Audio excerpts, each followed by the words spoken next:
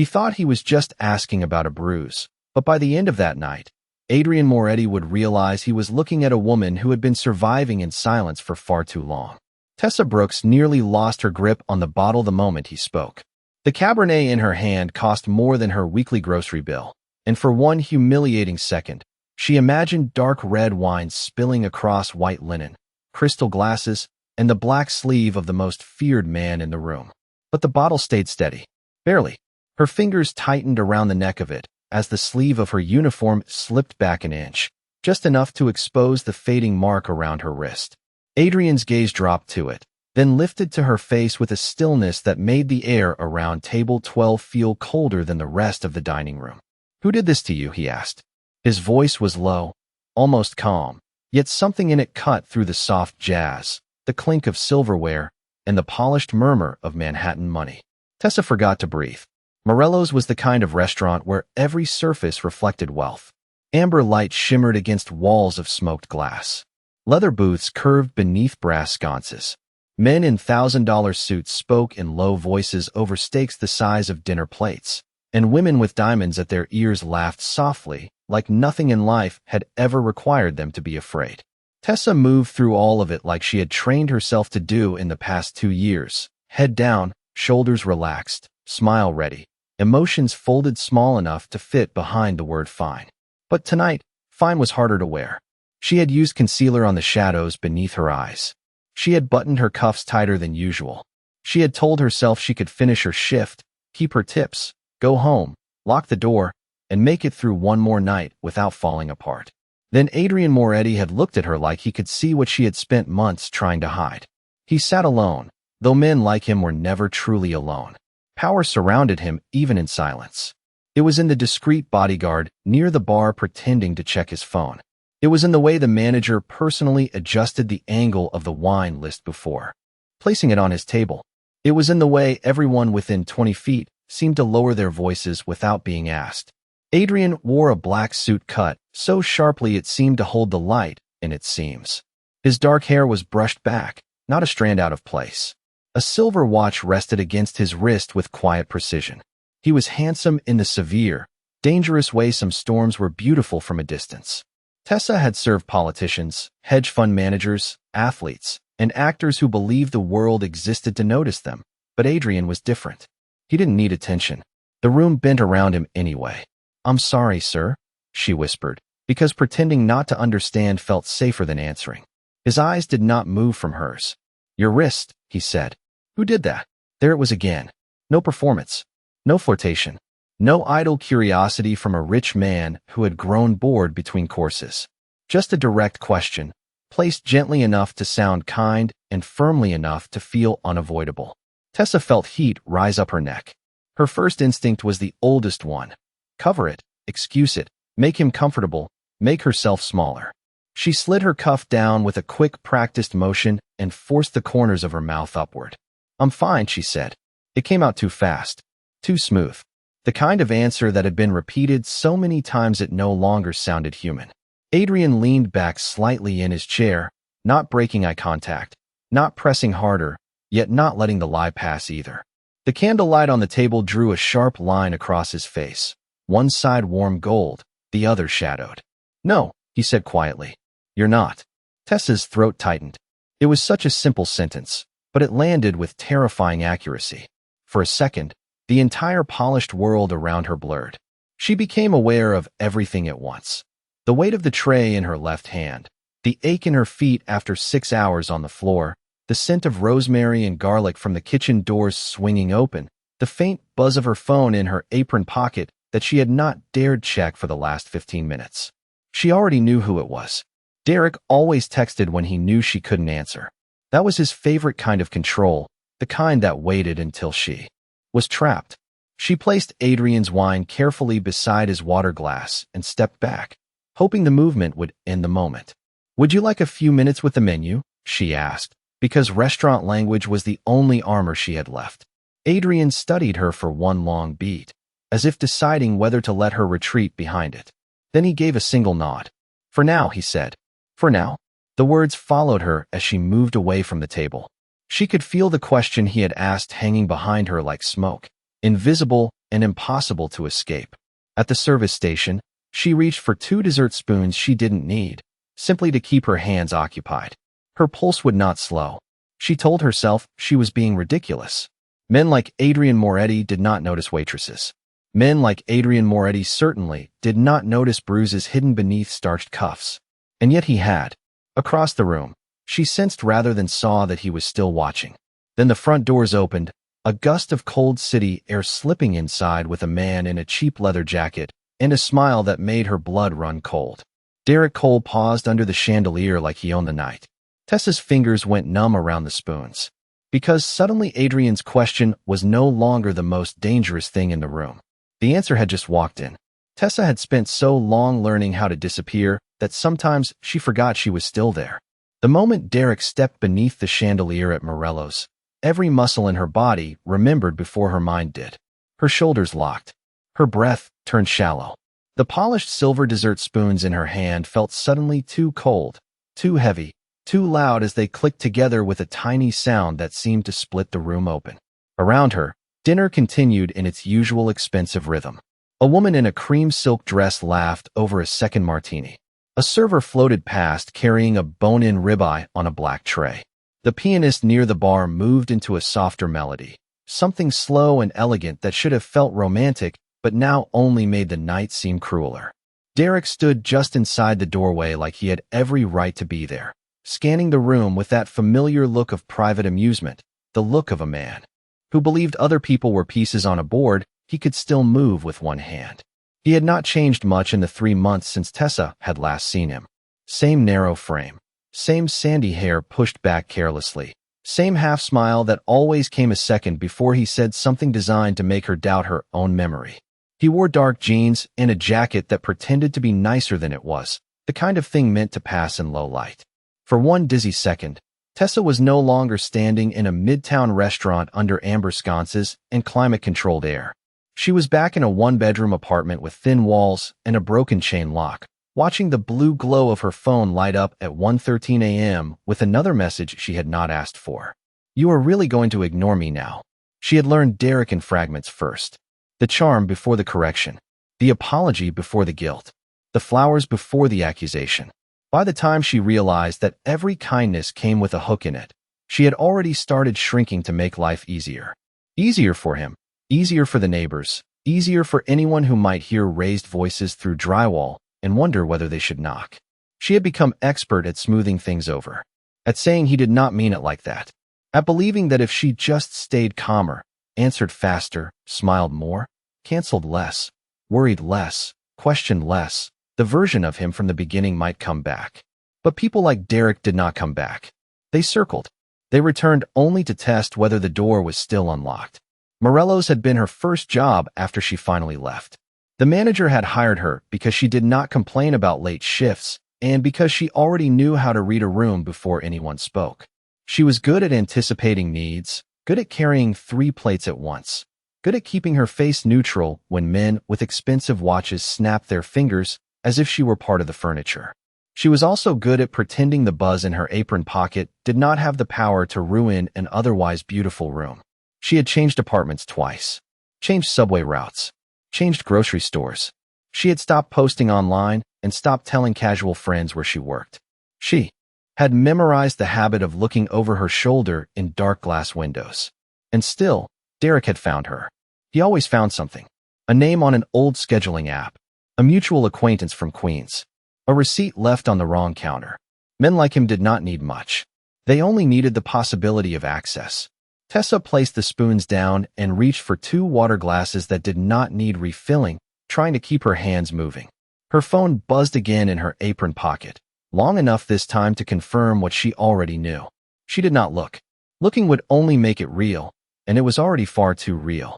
At the end of the room, she could see Marco, the floor manager, smiling too hard as he stepped forward to greet the unexpected guest. Marco greeted everyone like that, with the same over-polished warmth he reserved for difficult customers and people who looked like they might leave a bad review. Tessa watched Derek lean in, say something brief, then glance past Marco's shoulder directly at her. The smile widened. He lifted 2 fingers in a mock little wave, almost playful, as if they were sharing a private joke and not a history she had spent months trying to outwalk. Her stomach dropped so quickly she had to steady herself against the service station. "Tessa, table 9 needs another basket," one of the other servers said as she rushed by. Tessa nodded automatically, but for a moment the words did not make sense. Her body had gone into that strange split state she hated most, one part moving, functioning, balancing, smiling, while the other stood frozen in some invisible hallway where all sound came from very far away. She hated that he could still do this to her without even touching her. She hated that her first thought was not anger, but calculation. How long can I stay on the floor without him causing a scene? How close is the kitchen? Which exit is faster if I leave through the back alley? Would Marco be annoyed if she asked to switch sections? Would anyone believe her if she said, calmly and professionally, "I cannot serve tonight because the man by the door knows exactly how to turn my heartbeat into a weapon"? She risked one glance toward table 12. Adrian Moretti had not opened his menu. He had not reached for his wine. He sat in the same composed stillness as before, but now his attention was no longer on the candlelight or the room at large. It was fixed on her with a sharpened intensity that felt almost dangerous in its own right. He had noticed the change. Of course he had. Men who survived by reading weakness and threat did not miss the way a woman's face emptied of color in under 3 seconds. Tessa looked away first. She could not afford another question from him. Not now. Not when the answer was drifting closer with each measured step Derek took across the polished floor. The hostess' stand was to the left of the entrance. The bar curved along the far wall in dark walnut and brass. Between them stretched just enough space for Derek to cross the room slowly, making her watch him do it. He stopped once to glance at the framed black and white photographs near the bar as if admiring the decor. Then he continued, hands in his pockets, posture loose, the picture of a man with nowhere urgent to be.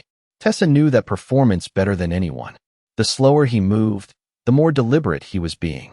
The more casual he looked, the more carefully he was choosing his timing. He wanted her rattled. He wanted her off balance before he spoke a word. He wanted her to remember that she could leave him, block him, move across the city, change jobs, change locks, and still not control when he entered the frame. By the time he stopped near the service station, Tessa had managed to place the breadbasket on table 9, smile at an older couple from Connecticut, and refill a glass of sparkling water without spilling a drop. Her training held. Her face held. Only her pulse betrayed her, pounding so hard she could feel it behind her eyes. Derek leaned one elbow against the polished edge of the station as if he belonged there. "Hey, Tess," he said lightly, using the old nickname she had told him a dozen times she hated. "You look tired." She did not answer. She kept her gaze on the reservation tablet in front of her, though the screen had gone blurry. "That is rude," he went on, still in that easy, almost amused tone. "I came all the way down here just to see you, and you cannot even say hello." Then, soft enough that only she could hear, he added, "You really thought you could hide from me in a place like this?" The words landed exactly where Derek wanted them to, low and poisonous, dressed up like conversation. Tessa kept her eyes on the glowing reservation screen, even though she could not read a single name on it. Her reflection stared back at her in the dark glass behind the host's stand, pale under the restaurant lights, posture rigid in a pressed black uniform that suddenly felt as thin as paper. Around them, Morello's continued its polished performance. A server passed carrying a tray of espresso cups. Someone at the bar laughed too loudly at a joke about hedge funds. The pianist shifted into a smoother tune, all velvet notes and expensive calm, the kind of music meant to make people believe nothing ugly could happen in a room this beautiful. Derek had always understood that appearances could be used like tools. He knew when to lower his voice, when to smile, when to stand close enough to be felt without causing enough of a scene to be removed. That was the trick with men like him. They rarely needed chaos. They preferred control, and control worked best when no one else recognized it for what it was. "I asked you a question," he said softly. "Or are you too important to answer me now that you carry wine for rich people?" Tessa swallowed. She could smell his cologne, something cheap and sharp that pulled memories into the present before she could stop them. A cramped hallway with peeling paint. A winter coat thrown over a kitchen chair. Her phone lighting up with 12 missed calls while she stood in a grocery store aisle pretending to compare cereal boxes because crying in public would have felt worse. She hated how fast memory could travel. One sentence from him, and her body was already halfway back to a life she had fought to leave. "You need to leave," she said, keeping her voice barely above a whisper. It sounded steadier than she felt. Derek gave a quiet laugh, as if she had just said something adorable instead of serious. "That is not how this works." He tilted his head, studying her face with a satisfaction that made her skin crawl. "You vanish on me, block my number, move apartments, and now I find you serving millionaires in Midtown like nothing happened. You did not think I was going to have questions." Tessa reached for a stack of folded cocktail napkins simply because she needed her hands to do something other than shake. "This is my job," she said. "You should not be here. And yet here I am." He let his gaze drift over the room in deliberate amusement. "Nice place. Must be where all the good tippers go. Is that why you never answered? Too busy pretending you are better than where you came from?" Tessa pressed her thumb into the edge of the napkins until the paper bent. The old pattern was unfolding exactly as it always had. He provoked. She defended. He twisted the defense into evidence that she was cruel, selfish, unstable, ungrateful. Whatever word best kept her apologizing for her own boundaries. He had built an entire emotional house out of reversed blame, and for too long she had lived inside it. "I am working," she said, each word chosen carefully. "Please go." Derek leaned in a fraction closer. Anyone glancing over would have seen only an ex trying to reconcile, a man speaking to a woman he clearly knew. They would not have heard the pressure underneath it. "You always do this," he murmured. "You make me come find you, and then you act like I am the problem." Tessa closed her eyes for half a second. There it was, the familiar theft. He took her fear and returned it to her as accusation. He took the damage and renamed it misunderstanding. He took every locked door she had put between them and treated them all like invitations. When she opened her eyes again, she was suddenly aware of another silence in the room, not the pleasant hush of fine dining, but a narrower stillness, precise and focused. She did not need to look toward table 12 to know Adrian Moretti was still watching. She could feel it in the way the air seemed to tighten whenever Derek spoke. She could feel it in Marco too. The floor manager had noticed that something was off, though not enough to intervene. He was polishing a water glass behind the bar, glancing over every few seconds with the distracted concern of a man trying to decide whether a problem belongs to him. Tessa almost envied that kind of uncertainty. For her, there was nothing uncertain about Derek. She knew exactly what his presence meant. It meant her train ride home would not feel safe. It meant she would check the front sidewalk before turning the key in her building door. It meant sleeping lightly with her phone face down beside the bed, volume on, just in case fear made her miss the sound of someone outside. Derek smiled when she did not answer, and that smile told her he could read every one of those thoughts. "You know what I think," he said. "I think you wanted me to find you. You always did love making a point, Tess. Leave dramatically, disappear for a while, then wait for me to show up and prove I care enough to chase you." The lie was so absurd that for one clear, furious second, fear gave way to disbelief. Tessa turned and looked at him fully for the first time since he entered the restaurant. "That is not what happened," she said. Her voice was still quiet, but there was steel in it now, thin and trembling and real. Derek's expression changed almost imperceptibly. Not much, just enough to show that her resistance annoyed him. He preferred her softer, easier to guide, easier to corner. "Careful," he said, the amusement slipping into something cooler. "You do not want to embarrass yourself in front of your boss." Tessa followed his glance despite herself, and that was when she saw Adrian rise from his chair. He did not move quickly. Quickness would have looked emotional. Adrian was not emotional. He adjusted one cuff, set his untouched wine glass down, and crossed the restaurant floor with the kind of measured calm that made every step feel deliberate. Conversations near him dimmed without anyone being told to lower their voices. A couple at table 11 stopped mid-sentence. One of the bartenders straightened instinctively.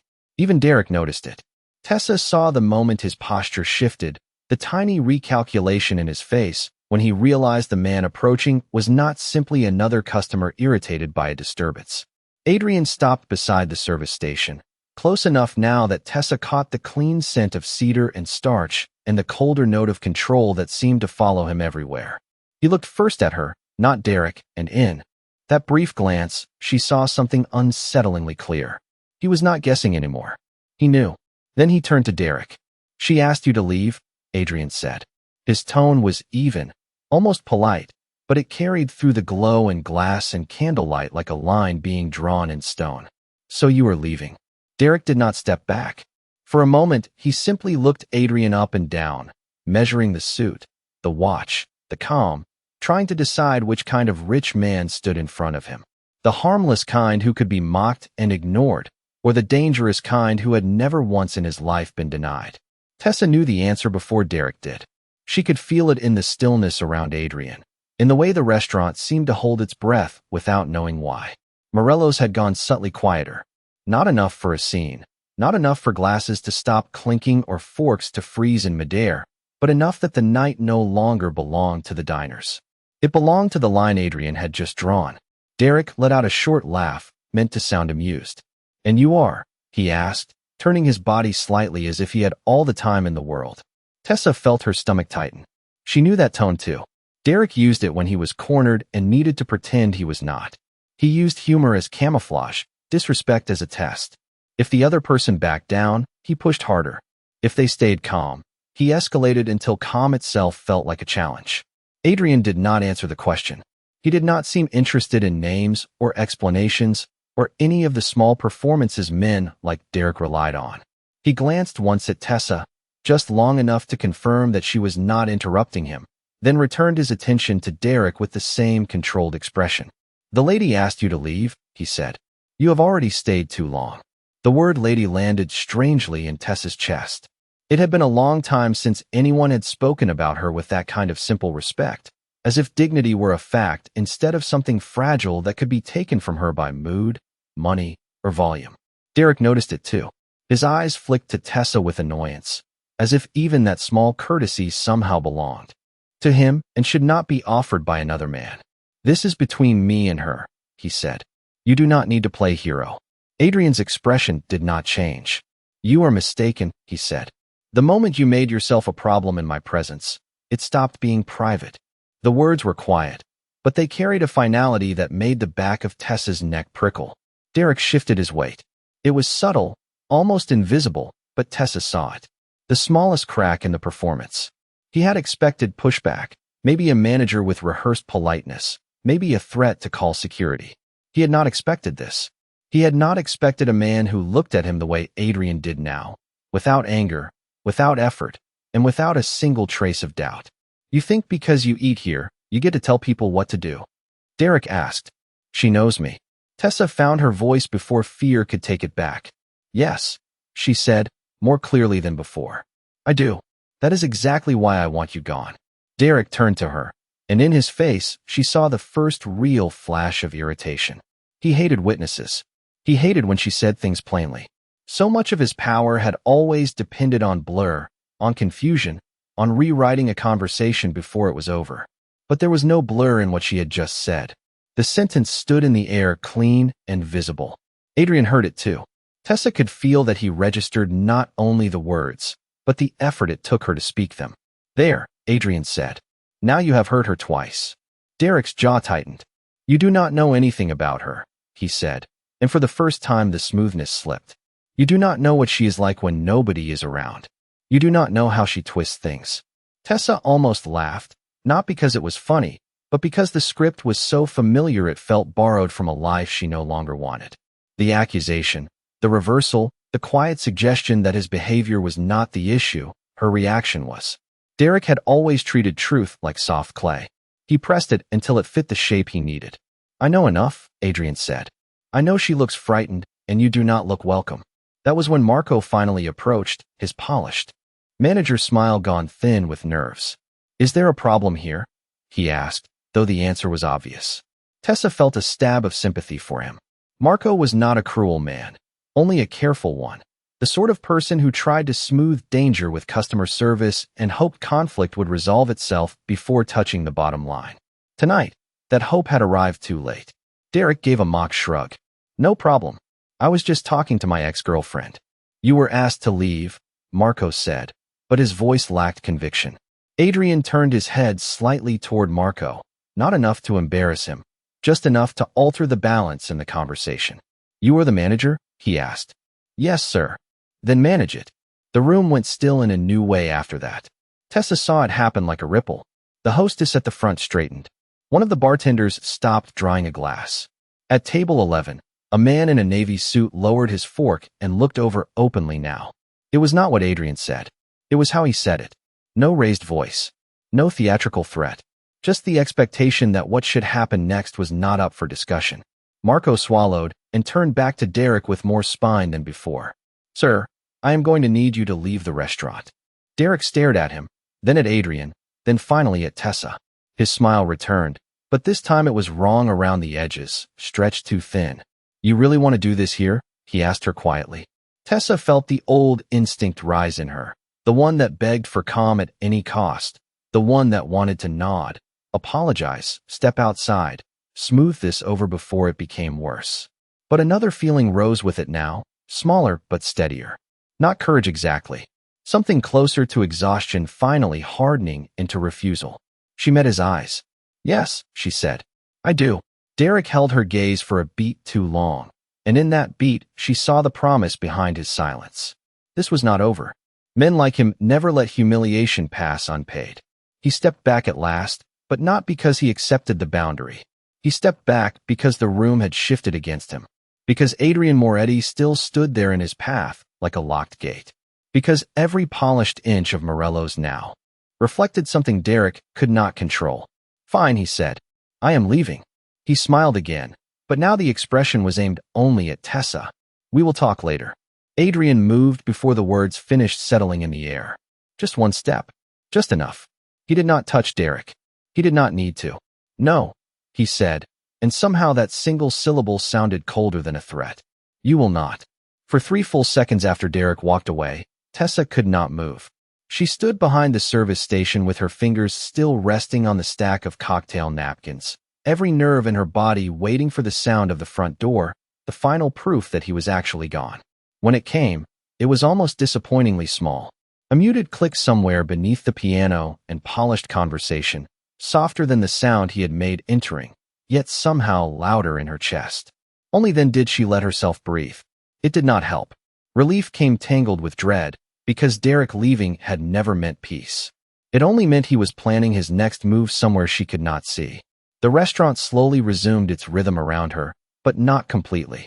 The pause he had carved into the room lingered at the edges. Diners picked up their forks again, but more quietly than before. A woman near the bar glanced over one last time before turning back to her table. Marco muttered something to the hostess and forced his usual professional expression into place, though tension still sat awkwardly in his shoulders. Morello's was trying to recover its illusion, all brass light and curated elegance, but illusion had limits. Once fear entered a room, even briefly, the air remembered it. Tessa became aware of Adrian standing only a few feet away. He had not returned to his table. He had not pretended the situation was over simply because Derek had crossed a threshold. That unsettled her almost as much as it comforted her. Most people, if they stepped in at all, wanted the easy ending. The visible ending. The one where the wrong person leaves and everyone politely agrees the matter has been handled. Adrian did not look like a man who believed in surface endings. He looked like a man who noticed what followed after. "Can you continue your shift?" he asked. His tone had changed. It was still low, still controlled, but stripped now of the chill he had used on Derek. Tessa looked up at him. There was no pity in his face, and for some reason that mattered more than kindness would have. Pity would have made her feel smaller. This did not. This felt like being seen clearly and not dismissed for it. "Yes," she said automatically, because that was what she always said. "I can work. I can manage. I am fine." But the last lie had already been exposed, and they both knew it. Adrian's gaze drifted to her hand. She had not realized she was crushing the napkins until she saw the paper bent sharply beneath her fingers. She released them at once. "That was not the answer to my question," he said. Tessa looked away. Embarrassment rose hot beneath her skin. Not because he had corrected her, but because part of her wanted to tell the truth and had no idea what would happen if she did. The truth was never simple. The truth was not just that Derek had shown up uninvited. The truth was the months before that. The calls from numbers she did not recognize. The emails sent to old accounts she had forgotten to close.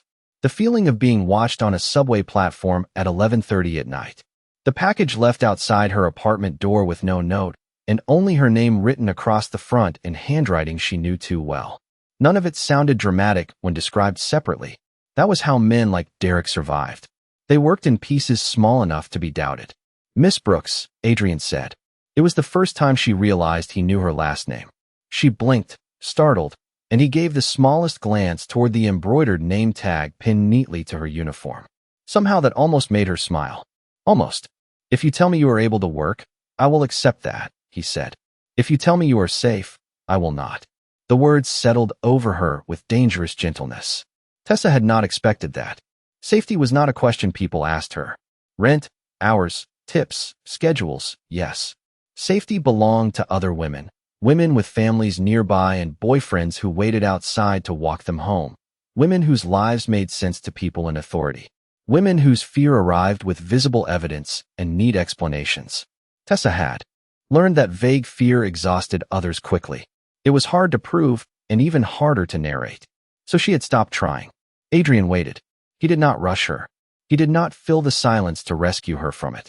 He simply stood there in a black suit that looked as if it belonged in boardrooms and private jets and impossible places, while behind him the candle on table 12 burned beside a glass of untouched Cabernet.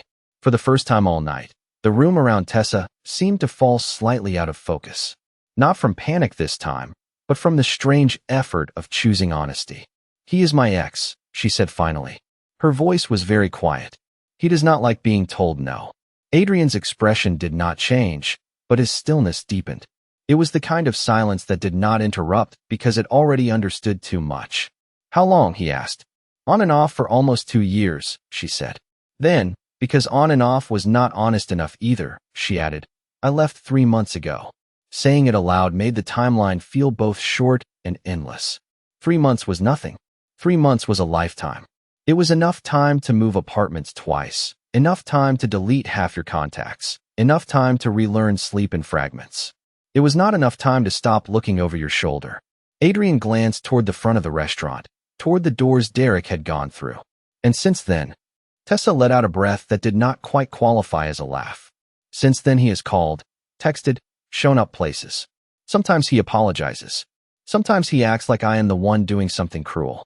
Sometimes he promises he just wants to talk. She folded her hands in front of her to keep them from shaking again.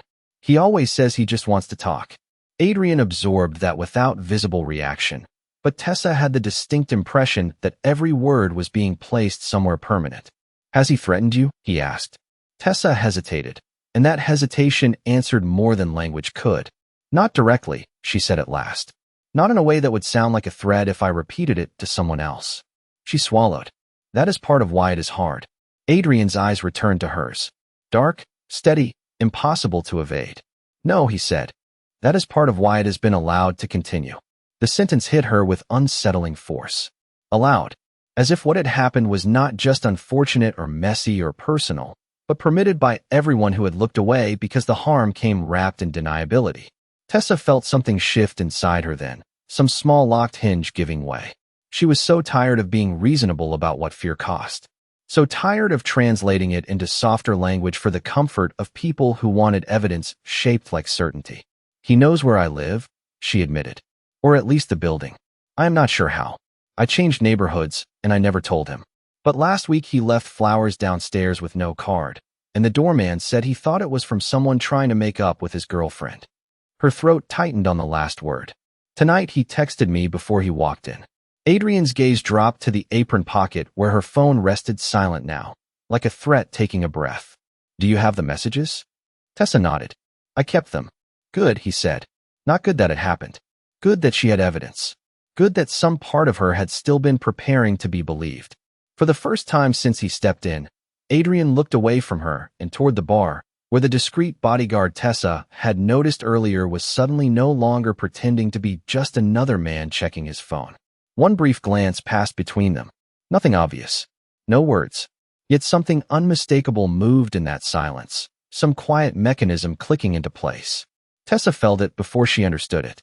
And when Adrian turned back to her, his voice was calm enough to be almost gentle. "You are not walking home alone tonight," he said. The words should have felt like a rescue. Instead, they made Tessa's pulse stumble all over again. Not because she did not want help, but because help had always come with conditions in her life, spoken or unspoken, and she had learned to examine generosity the way other people examine contracts.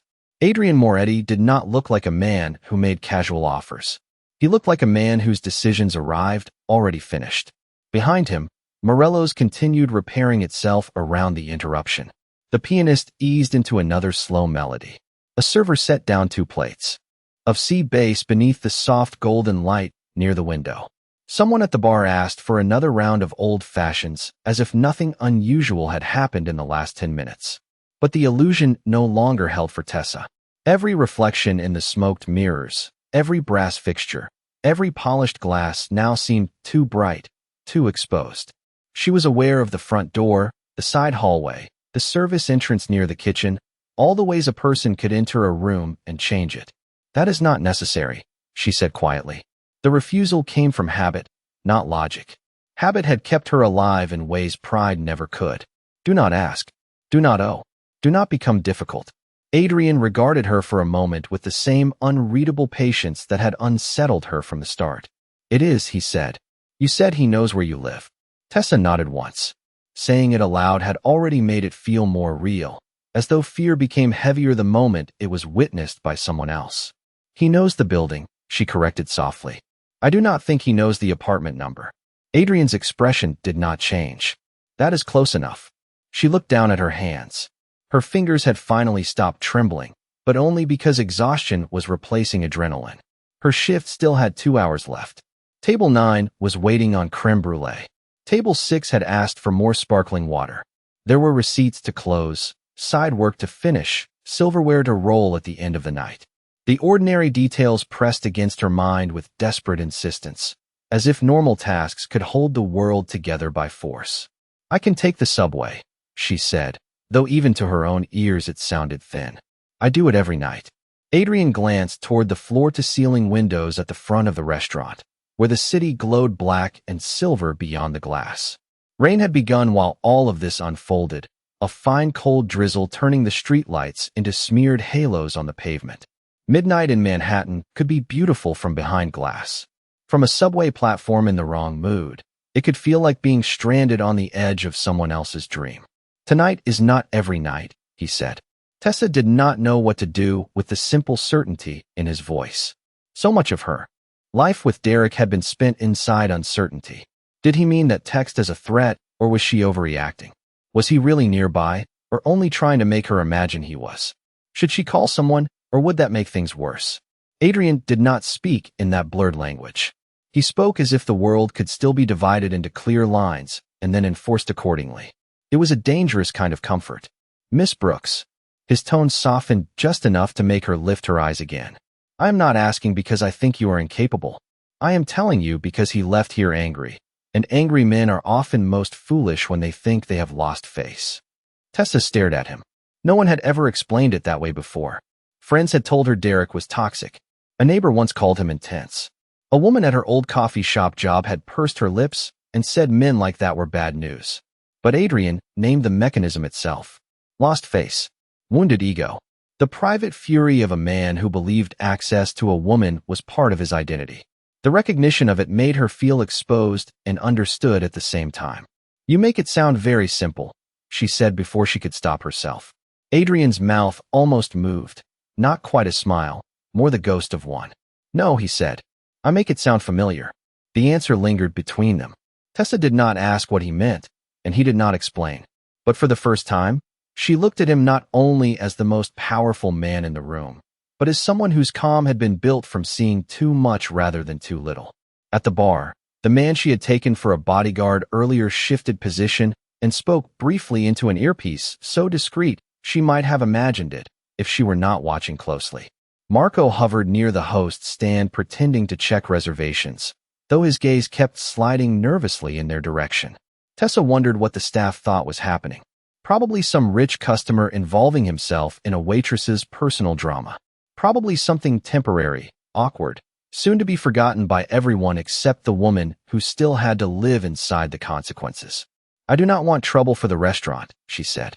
It was an absurd thing to worry about, and yet it mattered to her. Morello's had become more than a paycheck.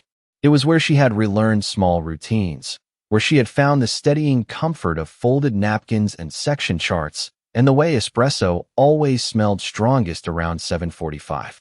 It was not home, but it was proof that she could build a life after leaving one. Adrian followed the thought easily. Then there will be no trouble for the restaurant, he said. Your manager will be informed that one of my drivers is taking you home after your shift. Nothing more. Tessa glanced toward Marco, who happened to look over at that exact moment and instantly looked away again. Whatever Adrian's name carried in this city, it carried enough. She should have been frightened by that. Maybe she was. But beneath the fear was another feeling she had almost forgotten how to recognize. Relief, sharp and painful, like circulation returning to a numb hand. Why are you doing this? She asked. The question came out barely above a whisper, but it was the truest thing she had said all night. Adrian was silent for a second. Around them, Crystal caught the candlelight and returned it in fractured gold. Rain traced silver lines down the front windows. Somewhere in the kitchen a cook called for pickup, and plates moved, and ordinary life continued carrying itself forward with or without permission. Because you looked afraid before he ever said a word, Adrian said at last. And because when a woman looks that afraid of a man, the decent thing is not to pretend not to notice. Tessa felt her throat tighten unexpectedly. Decent.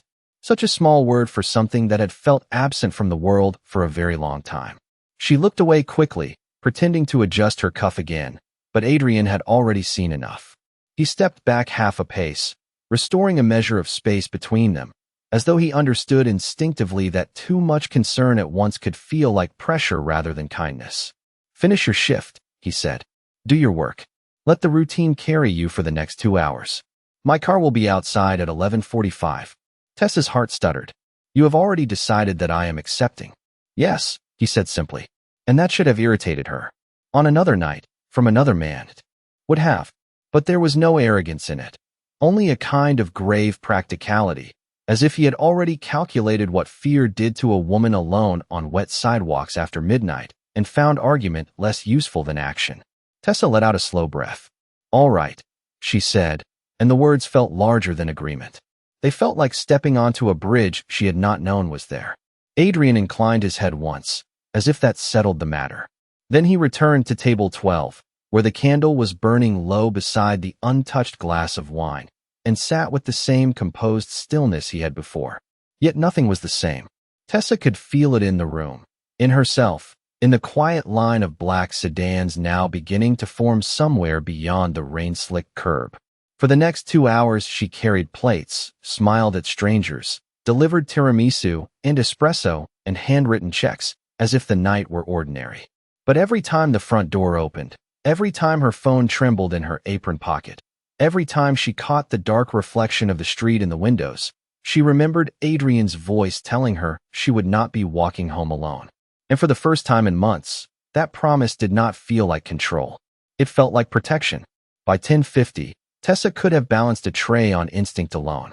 Her body knew the motions even when her mind was somewhere else, setting down cappuccinos with a steady hand, clearing dessert forks from linen folded crisp as envelopes, thanking men in tailored coats who never once looked directly at the woman refilling their water. That was the strange mercy of restaurant work. No matter how badly your heart misbehaved, people still wanted the check, still asked for another lemon wedge, still expected the creme brulee sugar to crack cleanly under a spoon. Routine did not heal fear, but it gave fear smaller corners to hide in. The rain outside had strengthened, turning the windows at the front of Morello's into dark mirrors streaked with silver. Every time the door opened, a draft of cold damp air slipped through the dining room and brushed the back of Tessa's neck.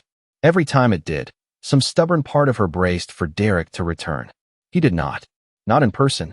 His absence was almost worse. It left too much space for imagination to do his work for him. At 11:12, her phone vibrated again in her apron pocket while she was pouring coffee for table 7. She nearly flinched. The woman at the table, a blonde in pearls and a cream cashmere wrap, smiled absently and asked for oat milk. Tessa nodded, murmured of course, and continued the pour without spilling a drop. Only when she stepped behind the service station did she dare pull the phone free. 3 new messages. I am still outside. You really picked a side tonight. You think that man can watch you forever. Tessa stared at the glowing screen until the words blurred. There was no threat any police report would underline in red. No direct promise.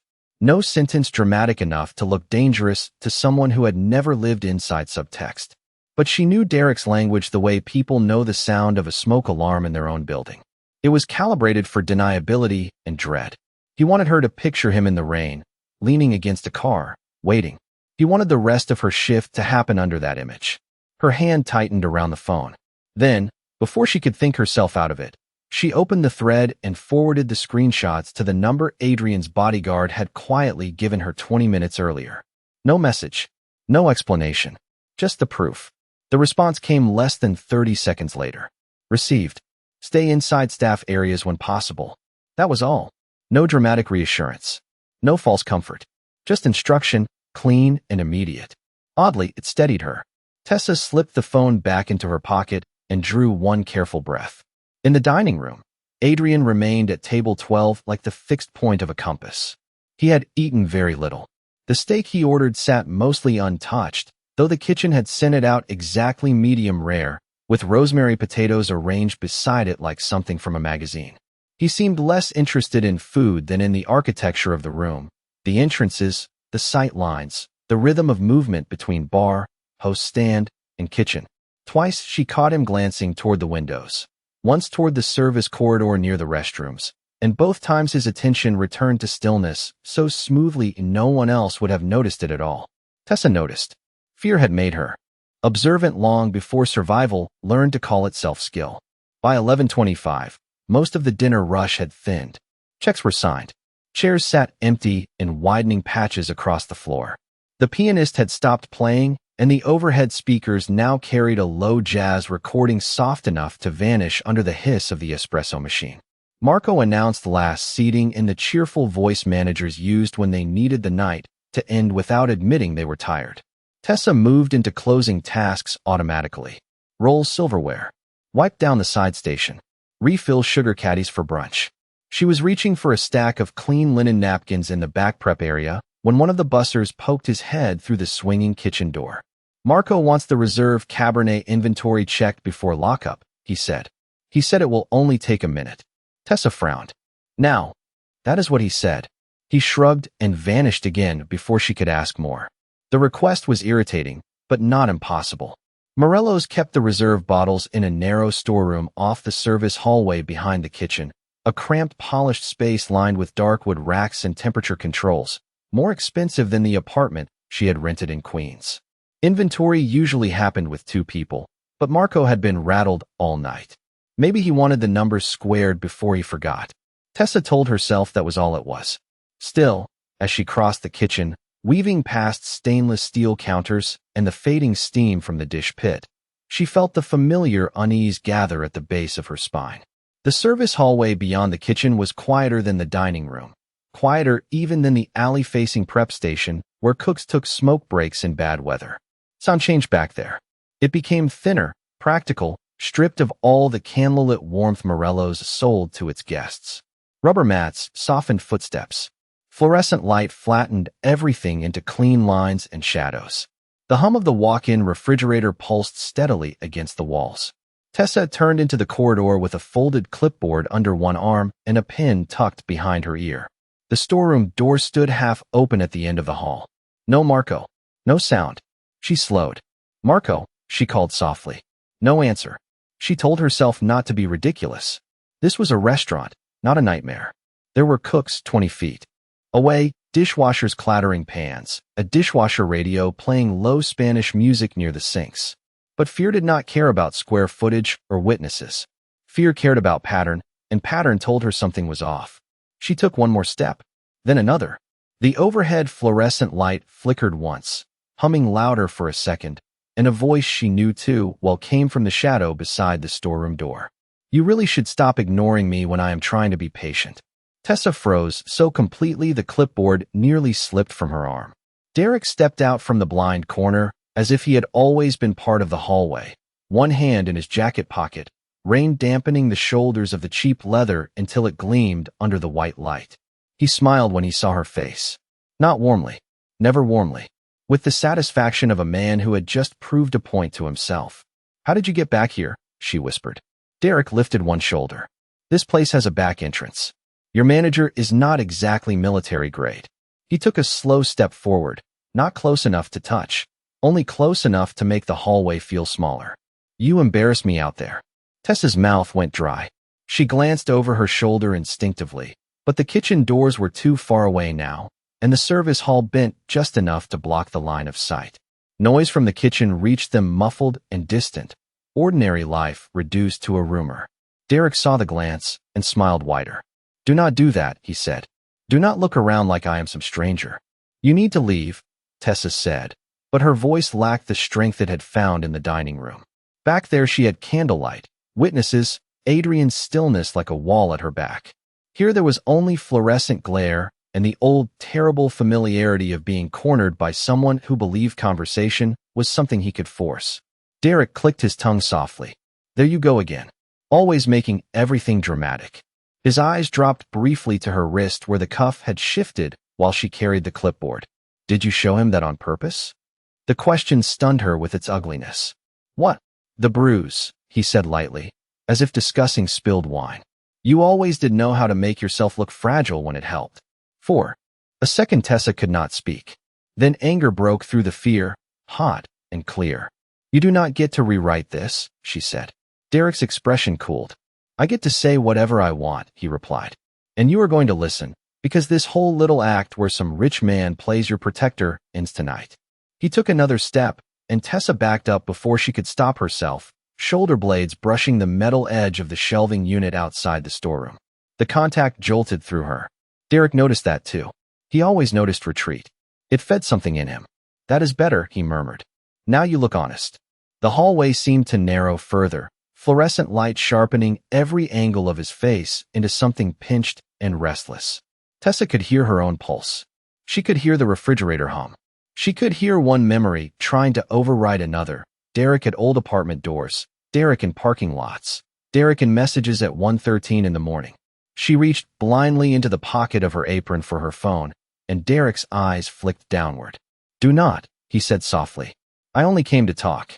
But Tessa had heard that sentence too many times to mistake it for mercy. She pressed her back harder against the shelving, fingers brushing the outline of her phone, and at that exact moment a second voice cut through the fluorescent hum from the far end of the corridor, low, cold, and unmistakably calm. Then you can talk to me. The hallway changed the moment Adrian Moretti stepped into it. It was not only his presence, though that alone seemed to lower the temperature by 10 degrees. It was the effect of certainty entering a space built on tension.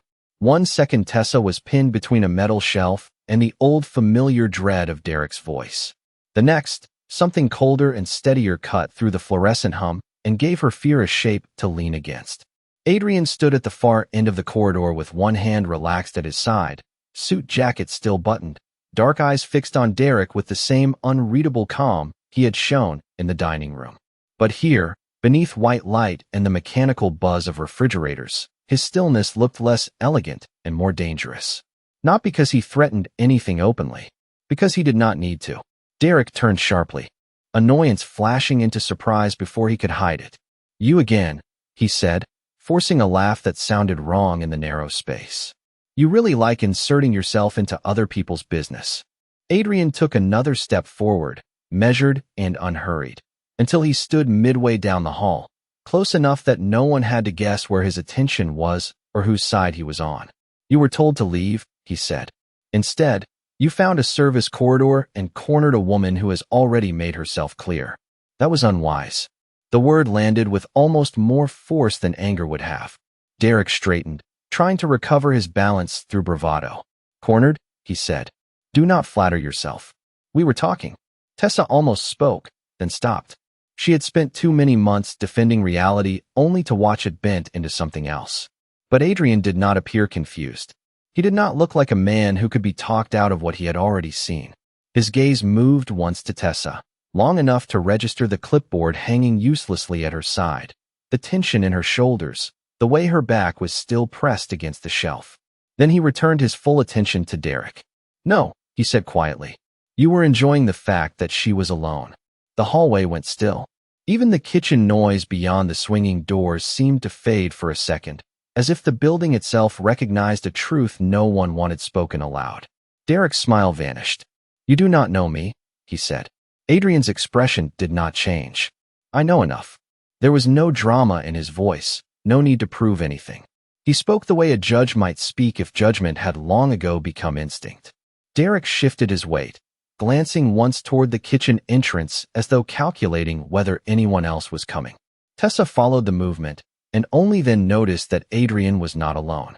Farther back near the turn in the corridor stood the man from the bar, the one she had taken for a quiet customer earlier. Up close he looked exactly what he was, security. Broad shoulders under a charcoal coat, eyes alert, posture loose in the way only highly prepared people ever looked loose. He said nothing. He did not need to. Derek saw him too, and for the first time all night, something like caution entered his face. This is insane, Derek said. She is my ex-girlfriend. We have history. That does not make me some criminal because I wanted to speak to her. Tessa felt the old poison in the sentence, the attempt to recast persistence as romance, intimidation as unfinished conversation. Before she could stop herself, she found her voice. I told you to leave, she said. It came out sharper than before, sharpened by the humiliation of hearing him dress fear up as love. Derek's head turned toward her instantly. Tessa, do not. The warning in his tone was soft, which somehow made it worse. Adrian stepped once more into the space between them, not touching Derek, not even close, just enough to break the line completely. You will not address her like that again, he said. Derek gave a short, incredulous laugh, but it had lost all its earlier confidence. What exactly do you think this is? He asked. You going to stand here and play bodyguard because a waitress showed you a bruise? Tessa felt heat rise in her face. Shame, anger, memory, all of it tangled together at once. But Adrian did not even glance back at her. He kept his eyes on Derek and answered with unnerving simplicity. No, he said. I am standing here because decent men do not leave frightened women alone with men who enjoy frightening them. For a second, Derek had nothing. No joke, no smirk, no clever reversal ready. The sentence had cut too close to the center of him. When he did speak again, the edges in his voice were harder now, thinner. You rich people always think you can decide what everyone else is. Adrian's mouth moved, not quite a smile. And men like you always think language can rescue them from their own behavior. Tessa stared. She had never heard anyone answer Derek like that. Not defensively, not emotionally, not with the desperate over-explaining he always seemed to extract from people. Adrian spoke to him the way one speaks to a fact. Derek felt it too. That was why the next thing he did was the most telling. He stopped trying to charm and started trying to provoke.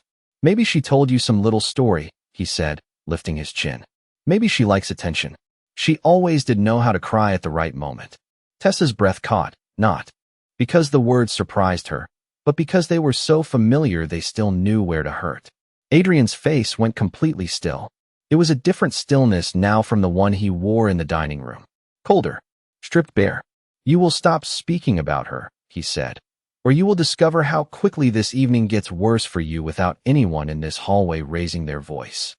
The quiet certainty of it pressed against the walls. Derek looked from Adrian to the security man and back again. Some final calculations seemed to run behind his eyes, ugly and fast. He was beginning to understand that this was not a bluff, but he had not yet learned the most dangerous lesson of the night, which was that Adrian Moretti did not posture. He simply decided. She is not your problem, Derek muttered. Adrian answered immediately. The moment you refused to leave, you became mine. Tessa felt the air leave her lungs. Derek heard it too. His jaw tightened. You think you can scare me? Adrian's gaze dipped once, briefly, to Derek's damp jacket, the service door behind him, the narrowness of the hallway, then rose again with lethal patience. I think you are already scared, he said. You are simply not honest enough to call it by name. Another silence fell, this one longer. Derek looked suddenly smaller to Tessa, not in size, but in shape. Less like the shadow that had stalked her thoughts for months, and more like what he had always been beneath performance. A petty man who fed on access and folded quickly when confronted by power he could not manipulate. Adrian took one final step and stopped. You are leaving now, he said. You will walk out through the back entrance with my man beside you. You will not speak to her again tonight. You will not wait outside. You will not text her from the sidewalk pretending you are still there. And if you make her look over her shoulder one more time before dawn, I will know." Derek swallowed. It was small, almost invisible, but Tessa saw it. So did Adrian. So did the man in the charcoal coat, who had already moved forward without being told, the motion smooth and exact. Derek glanced at Tessa one last time, searching perhaps for fear, perhaps for apology, perhaps for the old reflex that would make her soften and spare him the humiliation of losing. He found none of it. She was trembling, yes, but not yielding. Adrian noticed that too. Without taking his eyes off Derek, he lifted one hand slightly toward Tessa, palm angled back in the smallest gesture possible, a silent instruction to stay where she was. Not command. Protection. Derek saw the gesture and understood it perfectly. His face changed then, something sour and resentful settling into place. "This is not over," he said, but the line had no force left in it. It sounded borrowed from a man who no longer controlled the room. Adrian's answer was immediate and ice-calm. "For you," he said, "it already is." The hallway did not feel real for several seconds after Derek disappeared through the back exit with Adrian's security man at his shoulder. The fluorescent light still hummed overhead. The walk-in refrigerator still pulsed softly behind the wall. Somewhere beyond the kitchen doors, someone laughed at something trivial, and a pan struck stainless steel with a clean, bright sound that belonged to an ordinary night. But nothing about Tessa felt ordinary anymore. She remained where she was, one hand braced against the metal shelving, the clipboard hanging forgotten at her side, as if her body had not yet received permission to move. Adrian turned only after the service door shut behind Derek. He did not rush toward her. He did not ask whether she was all right in the overly gentle voice people used when they wanted a quick lie they could accept and move on from. He simply looked at her, and that quiet attention made her chest ache in ways fear had not. "Miss Brooks," he said, "can you stand on your own?" The question was practical, almost blunt, and because of that it reached her more honestly than comfort might have. Tessa gave a small nod. "Yes." Her voice came out thin, but steady enough. Adrian stepped closer then, just enough to shorten the distance without taking away her space. Under the cold hallway lights, his dark suit looked sharper than it had in the dining room, the clean lines of it almost severe. He seemed built for rooms where people lied professionally and for nights where truth had to be pulled into daylight whether anyone welcomed it or not. "Tell me exactly what he meant when he said this." "Whole act ends tonight," he said. Tessa blinked. Of all the things she expected, that was not one of them. Most people would have focused on the obvious part, the fear in the hallway, the fact that Derek had cornered her after being removed once already. Adrian went straight to the sentence buried inside it. To intention, to pattern, to what came next. Tessa drew a breath and let it out slowly. "He thinks if I do not respond, he can push harder," she said. "If I block his number, he uses another one. If I move, he finds a way to remind me he can still get close. He likes proving that I cannot shut him out completely." Adrian listened without interruption. No impatience, no disbelief, just that hard, focused silence that made her choose her words more carefully because they finally seemed worth hearing. "Tonight," she continued, "he was angry because I embarrassed him in front of people. In front of you." The last two words felt strange to say aloud. Adrian's expression remained unreadable, but his eyes sharpened almost imperceptibly. "So he will want to reassert control," he said. Tessa looked down at the clipboard in her hand. The inventory sheet trembled slightly against the paper. "Yes," she said, "that is how he works." The admission opened something she had spent months holding shut. Maybe it was exhaustion. Maybe it was the hallway, stripped of candlelight and pretense. Or maybe it was the impossible relief of not having to translate Derek into softer language for someone else's comfort. Once she started, the truth kept coming. "He has never needed to do anything obvious," she said. "That is what makes him so hard to explain. It is messages at the right time, showing up where I am supposed to feel safe, making me think maybe I told the wrong person my schedule, or maybe he guessed, or maybe I am just becoming paranoid. He likes that part. He likes making me question whether it is really happening." Adrian said nothing, but his stillness seemed to deepen around the words. Tessa went on because stopping now felt harder than continuing. "When I first left, I thought if I just blocked him everywhere and waited, he would get bored. Then flowers showed up at my building.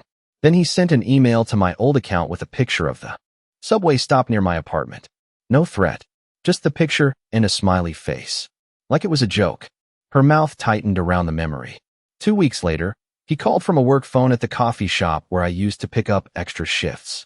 The manager said there was a personal call for me, and when I answered, he just said, "I knew you would still need the money." Adrian's jaw shifted once. Only once. It was the first visible sign that any emotion at all had broken the surface. "Did you report any of this?" he asked. Tessa gave a hollow little laugh that did not sound like amusement. "To who? And say what?" "That my ex is good at showing up in ways that make me sound dramatic if I try to explain them." She shook her head. "I told one officer outside my building after the flowers, but he asked if Derek had threatened me directly, and when I said no, he told me to keep records and call again if anything escalated." Adrian's gaze held hers. "It has escalated." Tessa swallowed. "I know." There it was again, that strange ache of being seen too clearly. She had known it in the private, exhausted corners of herself for months. But hearing someone else state it without hesitation made the truth stand taller. Adrian glanced toward the service door where Derek had exited, then back at her. "What else?" he asked. Tessa stared at him. "What do you mean?" "I mean men like that rarely stop at inconvenience," Adrian said. "They collect leverage. What does he think he has over you?" The question hit hard because it went straight to the shame she hated most. Tessa looked away. In the polished steel edge of the shelving, she could see a warped reflection of her own face, pale, tired, eyes too wide in the fluorescent light. "There are pictures," she said quietly. "Nothing explicit. Nothing like that. Just private things from when we were together. Things I would not want sent around to my family or my job. He has hinted before that people see women differently once they have something to whisper about." Adrian's expression did not soften, but something in it changed. Not pity. Not surprise. More like recognition of a tactic so ordinary in its cruelty it no longer deserved astonishment. "He mentioned them. Tonight." Tessa nodded once. "Not directly. He never does directly. But a few days ago he texted that people at nice restaurants do not always know who they are hiring. Then he sent a screenshot of Morello's website. The humiliation of saying it out loud burned through her, but she forced herself not to stop. He wants me scared enough to answer. Scared enough to meet him somewhere and make it easier." Adrian was silent for a long second. Behind the swinging doors, the kitchen noise rose and fell, plates moving, closing tasks continuing, life maintaining its schedule with cruel indifference. Finally he said, "And tonight, when he said your protector act ends, you believed he intended to force a decision." Tessa met his eyes. "Yes." The word came out instantly, because that was the part she no longer had to think about. She knew Derek's moods the way sailors knew weather. Rage in public became calculation in private. Humiliation became contact. Contact became pressure. Pressure became the demand that she either surrender peaceably or spend all her energy defending it. "He does not tolerate being made powerless," she said, "especially not by someone he sees as beneath him." Adrian absorbed that too. There was something relentless about the way he listened, as if every piece mattered and every pattern had already begun arranging itself behind his eyes. Tessa understood suddenly why people like him made entire rooms rearrange themselves without raising their voice. He noticed the structure beneath behavior. He looked for the hidden mechanism and then decided what to do with it. "You kept the messages," he said. "All of them." "Most of them," she answered. "Screenshots, voicemails, email headers. I started a folder after the second apartment." For the first time that night, Adrian gave a small approving nod. "Good." Tessa let out a breath she had not realized she was holding. "Good?" she repeated, almost incredulous. "Yes," he said, "because you have more than fear. You have pattern, timing, persistence, and evidence. You have enough to understand him clearly, even if others preferred not to." He paused, then added in the same calm tone, "And now so do I." The words moved through her like a door unlocking somewhere deep inside a dark house. Tessa had spent months feeling as though Derek existed in the space between proof and doubt, too obvious to ignore, too slippery to hold. Adrian had just collapsed that space completely. He had turned the fog into structure, into something that could be answered. Tessa drew a shaky breath. "What happens now?" she asked. Adrian looked at her for one long, measured moment. The fluorescent light flattening the angles of his face into something almost carved from stone. When he finally spoke, his voice was very quiet. "Now," he said, "he learns that intimidation is only effective when no one stronger is paying attention." The words should have sounded terrifying. Instead, they landed in Tessa like warmth after too many months in the cold. Not because she fully understood what Adrian meant, and not because she trusted power, simply because it wore an expensive suit and spoke in a calm voice. She did not. Trust was not something she gave quickly anymore. But there was something in the way he said it, as if Derek's behavior had already been measured, named, and placed inside a category Adrian had dealt with before. Not romance. Not drama. Not a private misunderstanding between complicated people. Intimidation. The fluorescent light above them buzzed softly. Somewhere beyond the kitchen, the last of the dinner service was collapsing into cleanup, plates stacked, burners switched off, voices growing looser with the end of a long shift. Tessa realized suddenly how tired she was. Not the ordinary kind of tired that settled into your ankles after 8 hours carrying trays and balancing polite smiles. A deeper kind. The kind that came from months of staying alert in your own life. Adrian seemed to notice it before she said anything. "You are done for tonight," he said. Tessa blinked. "My shift is not over." "It is now." The answer was not harsh, only final. "Marco will manage the closing tasks." Tessa glanced toward the kitchen doors, instinctively ready to protest. She hated leaving work unfinished. It mattered to her that side work was done correctly, that linen was folded, that inventory sheets were accurate, that no one had reason to call her careless. Her job was one of the few places where effort still turned into clean results. "I cannot just walk out," she said. Adrian held her gaze. "You nearly walked into a trap because someone used routine against you. Tonight routine is no longer the priority." The sentence silenced her. He was right, and hearing it stated so plainly made resistance feel less like strength and more like habit clinging to the shape of itself. Adrian stepped aside slightly and gestured toward the kitchen. "Get your coat and whatever you need from your locker. My car is waiting." Tessa hesitated. The old reflex rose again, sharp as ever. Do not owe anyone. Do not get into a car with a man you do not know. Do not let rescue blur into dependence. Adrian seemed to read at least part of it on her face, because his tone changed by a fraction, enough to lower the distance between command and care. "You are not being taken somewhere unknown," he said. "You are being driven home. My driver stays outside until you are inside your building. 2 men remain nearby until morning. That is all." Tessa stared at him. "Until morning?" "Yes." "Why?" The question came out almost defensively, as if fear had to protect itself from hope. Adrian answered without pause. "Because your ex is embarrassed, impulsive, and convinced persistence is power. Men like that are most predictable in the first few hours after they lose control." There was no drama in the words. No attempt to frighten her further. Just assessment. Tessa looked down at the clipboard still in her hand, then set it carefully on the metal shelf, as if putting down one life before stepping uncertainly toward another. "You talk about him like a problem on a spreadsheet," she murmured. Adrian's expression shifted by the smallest degree. "No," he said. "I talk about him like a man who mistakes fear for influence." Tessa let out a slow breath. The line settled somewhere deep. Fear for influence. Yes, that was Derek exactly. He did not need love. He needed evidence that he could still alter her pulse from across a room. Adrian moved toward the kitchen doors, and after one last glance at the now empty hallway, Tessa followed. The warmth of the kitchen hit her first, carrying steam, garlic, detergent, and the stale comfort of a place still working even after midnight. Dishwashers moved in practiced rhythm. One of the cooks was scraping down the flat top with tired efficiency. Marco stood near the pass, speaking in a strained whisper to the hostess. But the moment he saw Adrian crossing the threshold with Tessa a step behind, he straightened so fast he nearly dropped the stack of receipts. In his hand, "Mr. Moretti," he said, voice tight with nerves. "Everything all right?" Adrian did not expose what had happened in the hallway. That, more than anything, told Tessa something important about him.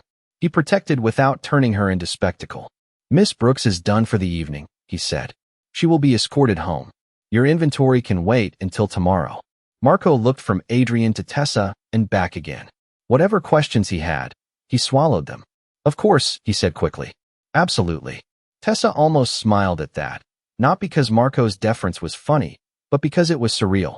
For months, she had been the one explaining, minimizing, smoothing. Now someone else was arranging the terms, and the room was simply accepting them. "Thank you," she said quietly to Marco.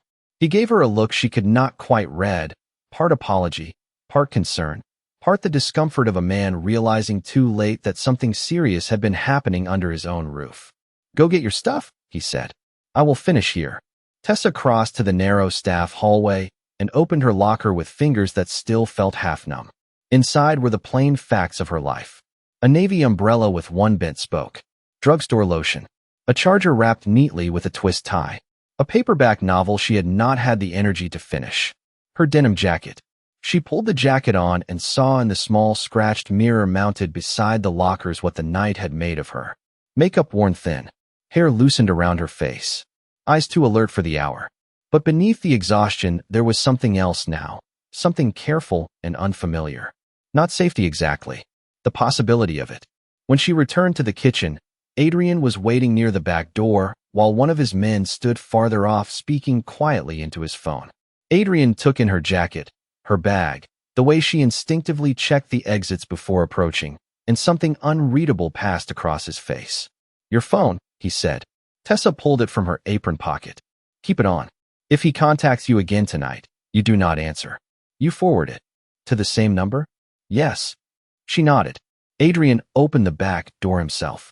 Rain-cooled air slipped inside at once, carrying the smell of wet pavement and city lights reflected on black streets. Beyond the service alley, a long, black sedan idled at the curb, headlights cutting pale gold through the drizzle. It looked impossibly out of place beside overflowing recycling bins and the restaurant's dented delivery entrance, like another world had parked itself in the wrong frame. Tessa stopped for half a second beneath the awning, the old instinct again pressing at her ribs. Cars meant dependence. Dependence meant risk. Adrian did not rush her. He stood beside her in the damp midnight air and let the silence do its work. "Miss Brooks," he said finally, voice low enough that the rain almost swallowed it. "Protection should not feel foreign to you, but I understand if it does." Tessa turned to him. Under the alley light, his face had lost some of the hard glamour it carried in the dining room. He looked older there, not in years, but in knowledge, like a man who had spent enough time around damage to recognize it without needing it explained twice.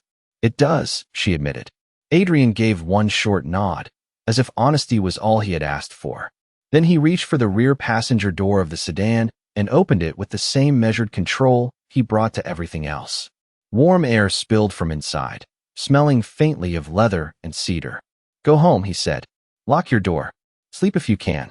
Tessa stood there for one more beat, rain tapping softly on the awning above them, the city stretching dark and electric beyond the alley. "And Derek?" she asked before she could stop herself. Adrian's gaze lifted from the car door to her face. He did not smile. He did not offer comfort. He could not guarantee.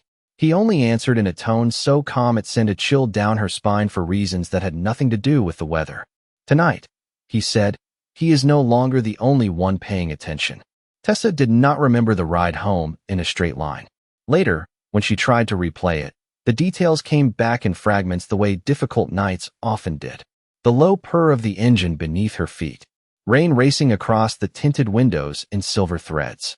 The city folding itself around the black sedan in reflections of traffic lights and storefront glass. Manhattan reduced to smeared gold and red outside, a warm cocoon of leather and quiet. The driver said, almost nothing. He only asked for her address once, as if he had already been given everything else that mattered. Tessa sat in the back seat with her hands wrapped around her phone, jacket still buttoned to the throat, every few seconds glancing at the screen and then out at the wet blur of the avenue. Adrian's words stayed with her all the way downtown. Protection should not feel foreign to you. But it does, she thought. It does because every time help had come before, it came carrying appetite, or judgment, or a debt. Even kindness had often required performance. Gratitude, softness, access. This did not feel like that, and maybe that was why it unsettled her almost more than fear. The sedan turned onto her block at 11:58. Her building was a narrow pre-war walk-up in the East Village, brick worn soft by decades of winter, the kind of place with stubborn radiators, uneven hardwood floors, and a front door that stuck in damp weather unless you lifted the handle just slightly before turning the key. It was not much, but it was hers, or as close to hers as a fourth-floor studio with a rent increase looming in 6 months could be. Tonight the street looked emptier than usual. Rain had sent most pedestrians indoors. The deli on the corner had lowered one metal gate halfway, and the neon beer sign inside glowed blue against the wet glass. The driver pulled to the curb without fanfare. Before Tessa could reach for the handle, a second car eased into place half a block behind them, dark and quiet. She saw one of Adrian's men step out and take up a position near the stoop as naturally as if he belonged there. Not conspicuous, not theatrical, just present. The sight tightened something in her chest. She was not used to being worth this much planning. "Miss Brooks," the driver said, turning just enough for her to hear him clearly. "We will wait until you are inside." Tessa nodded. "Thank you." The words felt too small for the night, but they were all she had. Outside, rain misted cold against her face as she crossed the sidewalk with her bag clutched close. The security man held the front door open without a word. Tessa stepped into the dim lobby, all cracked tile and old brass mailboxes, and only when she heard the building door lock behind her did she realize how hard her pulse was still pounding. She climbed the 4 flights faster than usual, keys already in hand by the 3rd landing. Apartment 4B. The deadbolt stuck as always. Lift the handle, turn, push. She slipped inside, locked the door, then checked it twice, then slid the chain across for good measure even though the chain was flimsy and probably more symbolic than useful. The room greeted her in familiar pieces. A narrow bed against the far wall beneath the window. A thrift store lamp with a crooked shade. A tiny table by the kitchenette with unopened mail stacked in one corner. A pair of flats abandoned near the radiator from the morning rush. Home, if not exactly peace. She stood in the center of the studio for a long moment without removing her jacket. The silence felt strange, not because it was loud, but because for once it did not feel entirely unguarded. Tessa crossed to the window and parted the blinds just enough to see the street below. One man remained near the stoop, umbrella angled against the rain. The second car idled farther down the block, headlights off. A clean line of protection in a city that rarely gave anyone anything clean. Her phone vibrated in her hand, so suddenly she almost dropped it. The screen lit her face blue in the dark apartment. A new message from Derek. Of course. Tessa stared at the name. For half a second, old instincts screamed at her to read and reply, to anticipate, to soften, to prevent escalation before it gathered force. Then she remembered Adrian's instructions. Do not answer. Forward it. She opened the thread. You really brought strangers into this. You think they are going to stand outside forever. The words were pure Derek, half sneer, half threat, carefully vague, designed to slip beneath official language and lodge directly in fear. Tessa's mouth tightened. She took a screenshot and forwarded it to the number Adrian's man had given her. This time she added 3 words. He is watching. The reply came in under a minute. Curtains closed. Lights low. Stay inside. Someone will update you if needed. Tessa exhaled slowly and pulled the blinds shut. She turned off the overhead light and left only the lamp by the bed glowing, a small circle of amber against the room's shadowed corners. Then she did something she had not done in months. She took a shower without bringing her phone into the bathroom. It was a tiny act, almost ridiculous in its smallness, but it mattered. Steam filled the room and softened the ache in her shoulders. Water ran over the place on her wrist where the bruise had begun to yellow at the edges. When she stepped out 20 minutes later wrapped in an old gray robe, her reflection in the mirror looked less like prey and more like a woman on the edge of collapse who had somehow made it safely home. The distinction mattered. She made tea she did not really want. Chamomile from a box her aunt kept insisting would help her sleep. The kettle hissed. The radiator clanged twice. Rain tapped the window. Midnight turned into 12:37. Then 12:52. Tessa sat on the edge of her bed with the mug cooling untouched between her hands and tried not to imagine Derek in the street. Derek in a car. Derek with that patient, awful smile that always meant he believed time itself worked for him. At 1:03 in the morning, her phone vibrated again. Her whole body tensed before she looked. But this time it was not Derek. It was the unknown number Adrian's security used. One sentence only. He came back to the block. He made a poor decision. Tessa stared at the message, pulse flickering in her throat. Before she could decide what that meant, another notification appeared beneath it, this time from Derek's thread. Then another. Then a third. No words. Just a cluster of missed call alerts, all appearing at once as though her phone had been out of signal for a moment and then caught up. She tapped the thread open. The messages were gone. Not deleted from her side. Just absent, as if the sender had unsent what he could and lost access to the rest. A chill moved through her. Outside, the rain had begun to ease. The city softened with that strange late-night hush Manhattan only sometimes allowed itself, when even the sirens seemed farther away and the street lamps painted everything in a tired, forgiving amber. Tessa stood and returned to the window. Very carefully, she lifted one corner of the blinds. The security man was still there. The second car was still parked down the block. But the space across from her building where an idling engine might have been, where a familiar shadow might have lingered, was empty. Her phone vibrated once more. Another message from the same number. Get some rest, Miss Brooks. He will not be back tonight. Tessa read the sentence twice. Now we do not think he will. Not he seems to have left. He will not be back tonight. The certainty of it moved through the room like a second lock sliding into place. She set the phone down on her nightstand and sat very still on the edge of the bed, listening to the rain taper off over the fire escapes and brick. Somewhere in the city, something had shifted. She did not know what Adrian had done or what line Derek had crossed in those minutes after midnight. She only knew that for the first time in a very long while, the silence around her did not feel like a pause before the next intrusion. It felt guarded. And downstairs on the wet, dark street, under the last of the thinning rain, two men remained in place until almost dawn, as though the safety of one waitress in a fourth-floor studio was, for some reason, now a matter of serious importance.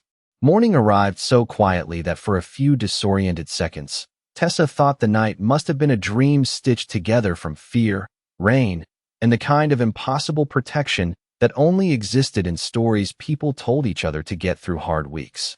Then she opened her eyes to the pale gray light slipping through the edges of the blinds, saw her phone on the nightstand exactly where she had left it, and remembered every detail with unnerving clarity. The black sedan, the message at 1:03, the words he will not be back tonight. She lay still beneath the thin blanket and listened. New York was waking up in layers outside her fourth-floor window. A delivery truck rattled over a pothole.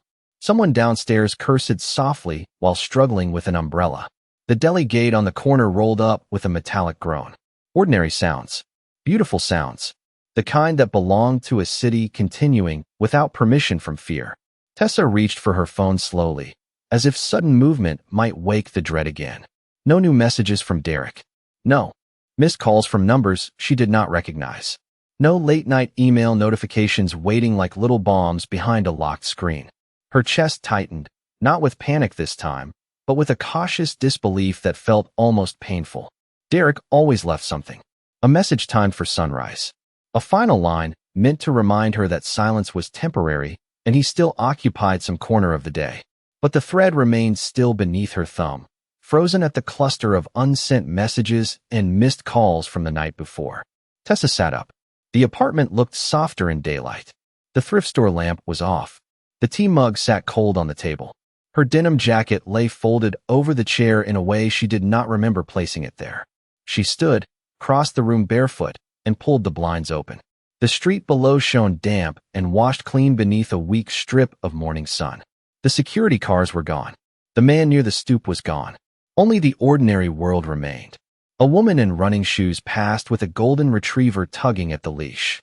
A bike messenger cut through the intersection with coffee balanced in one hand. The deli owner stacked newspapers by the door. No sign of Derek. No idling car. No figure leaning in manufactured patience across from her building. She told herself not to make too much of that. Morning did not erase men like him. It only changed the costume. Still, when she checked her phone again while brushing her teeth, there was nothing. When she stepped into the shower, there was nothing. When she dressed for her day off in jeans and a soft black sweater and poured stale cereal into a chipped white bowl because she was too tired to make anything else, there was still nothing. By 9:15, the silence had become strange enough to notice. By 9:30, it had become impossible not to test.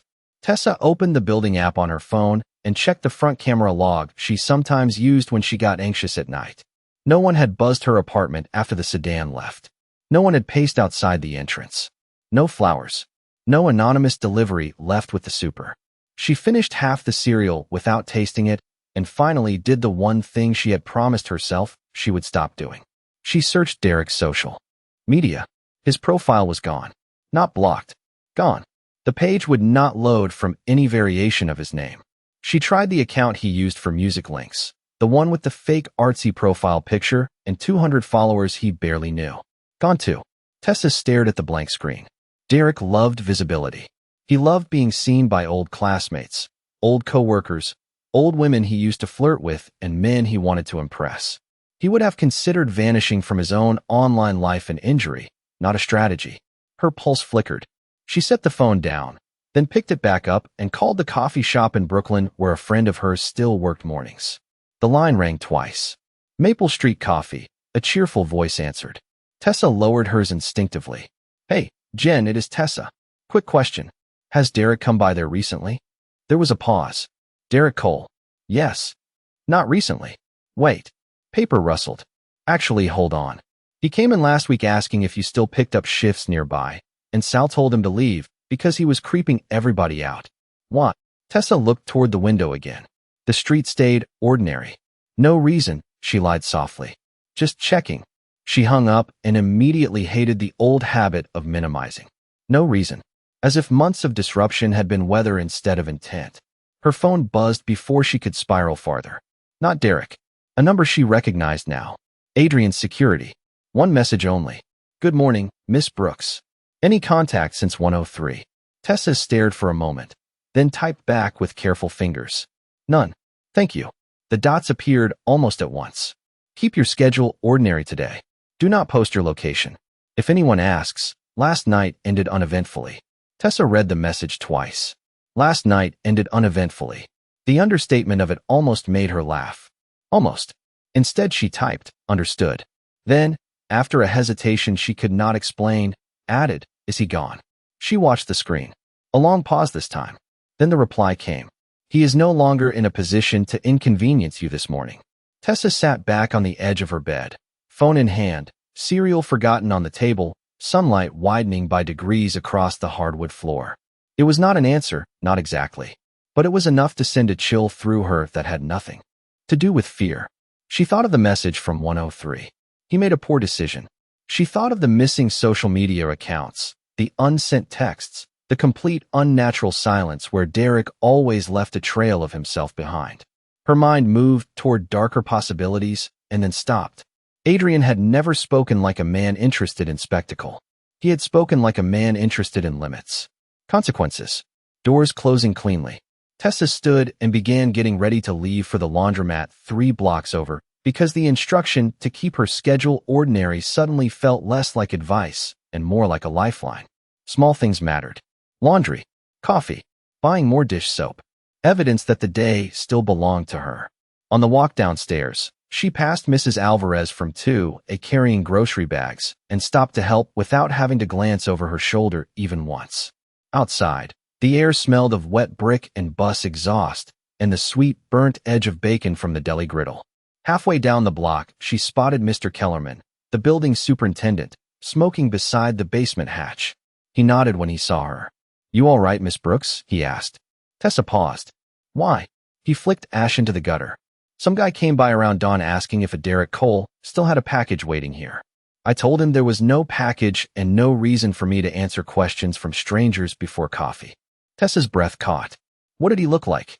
Mr. Kellerman squinted, thinking. Expensive. Quiet. Like the kind of man who does not ask things twice. Black coat, car on the corner. Guy thanked me and left. Adrian, or one of his men. Tessa looked toward the intersection where the morning traffic moved in clean, indifferent lines.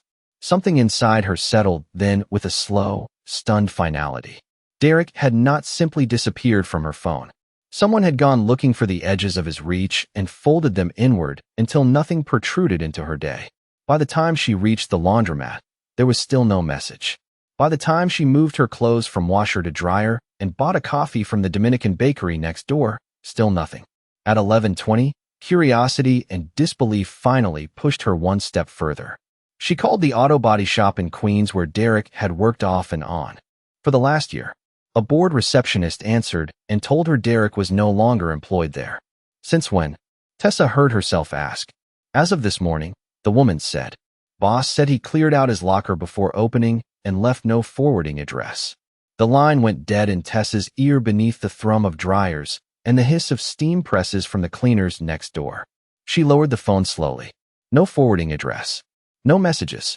No social accounts. No presence at the curb. No laugh in the hallway.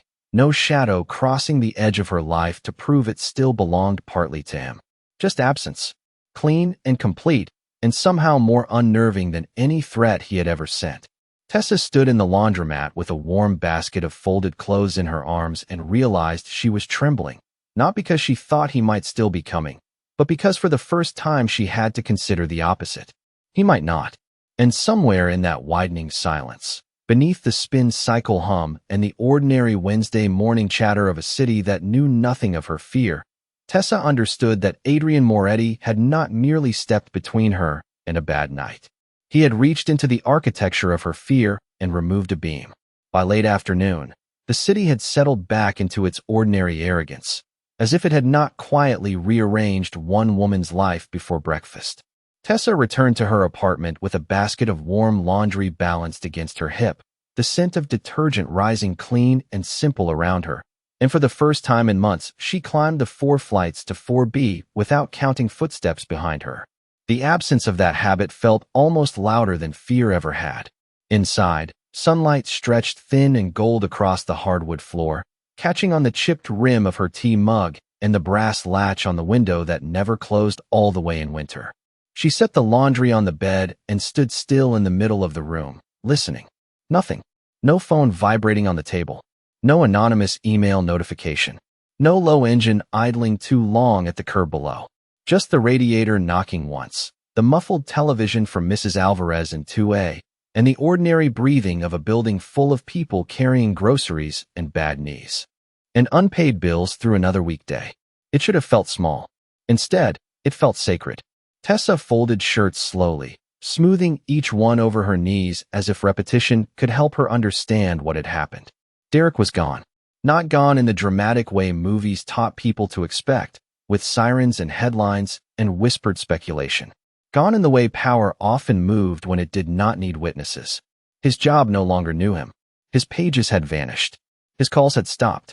Even the shape of his reach, the pattern she had lived inside for months, had collapsed so completely that the silence now carried its own unnerving weight.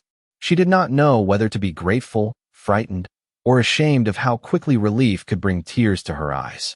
So she kept folding. Socks. Sweaters. The one black dress she wore when tips were better and she wanted to feel less invisible. At 4:12, her phone lit up on the bedspread beside a neatly stacked pile of towels. Not Derek. Not the security number either. Morello's. Tessa answered on the second ring. "This is Tessa. Miss Brooks," Marco said, and his voice held an awkward carefulness she had never heard from him before. Not the crisp managerial tone he used on the floor. Something softer. "Human. I just wanted to check on you. You do not need to come in tonight." Tessa sat down slowly on the edge of the bed. "I am scheduled." "Not anymore," Marco said quickly. "Mr. Moretti covered your shifts for the rest of the week." Tessa closed her eyes. Of course he had. "Marco," she said, almost helplessly, "he cannot just by my schedule." There was a pause on the line. "I do not think anyone told him he could not," Marco admitted. Then, more quietly, "Tessa, listen to me. Whatever happened last night, I should have paid attention sooner. You do not owe this place your pride tonight. Take the time."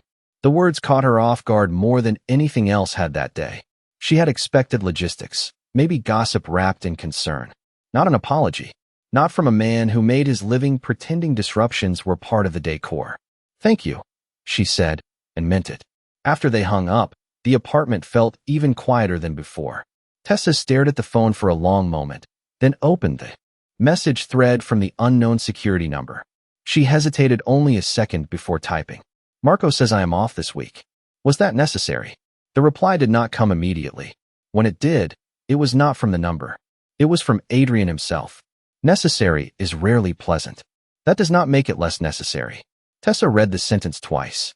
The number was different, but she knew the voice in the words instantly. Firm. Controlled. Annoyingly certain of its own logic. She typed back before she could second-guess herself. You seem to make many decisions for people you barely know. This time the reply came faster. Only when delay would cost them more. Tessa looked out the window at the city slipping toward evening. Glass and brick taking on that blue-gray tone that made even ordinary blocks look cinematic for 10 minutes before darkness claimed them again. Then she typed the truest thing she had. Derek disappeared. There was a longer pause now. When Adrian answered, the message was brief. Men like him often mistake access for entitlement. When entitlement is removed, they rarely know how to stand upright. Tessa stared at the screen. It was not a confession, not an explanation, just a statement, cool and merciless in its accuracy. Her thumbs hovered over the keyboard. Finally she wrote, "Did you do something to him?" The dots appeared, vanished, then appeared again. I ensured he understood that your silence is no longer an opening. Tessa felt a chill move through her that had nothing to do with the draft near the window. It was such a careful answer. Not defensive, not boastful. Measured, like every other part of him. She could picture him somewhere impossible and expensive, phone in one hand, dark suit immaculate, saying very little because men in his world had long ago learned that details were for people who needed to justify themselves. He did not. Tessa typed, "I do not know whether to thank you or be afraid of you."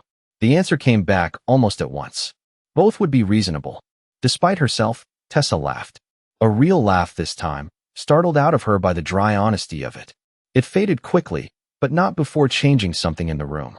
She sat there with the phone in her hand and realized she was smiling at a man she barely knew, a man whose power should have warned her away entirely, a man who had stepped into the architecture of her fear and altered it without once asking for credit.